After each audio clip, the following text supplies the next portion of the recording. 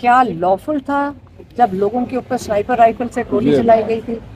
जब वो लॉफुल नहीं था तो आज अगर अली मीन गंडापुर कह रहे हैं कि अगर हमारे ऊपर आपने नहत्ते लोगों के ऊपर गोलियां चलाएंगे, करबला बनाएंगे, तो हम वो हज़रत इमाम हुसैन और हज़रत इमाम हसन की तरह जिन्होंने किस तरह उन सबको इन्होंने मार दिया था घेर के। हाँ, तो आप क्या चाहते हैं कि हम सारे अपने लोगों को जो हमारी जिम्मेवारी है उनको लेकर आते हैं, उनका तहफ़्फ़ुज़ देना अली अमीन गंडापुर का काम नहीं है?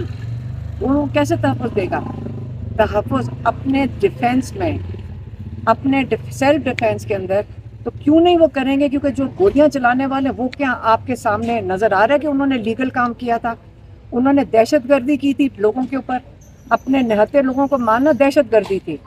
स्नाइपर राइफल से गोलियां चलाना दहशतगर्दी है। जब दहशतगर्दी करेंगे और अगर दहशतगर्दी होगी तो अपने लोगों का दिफा करना हम सब पे जिम्मेवारी है, हम सब पे जिम्मेदारी मैडम जो 26 को हुआ उसको हर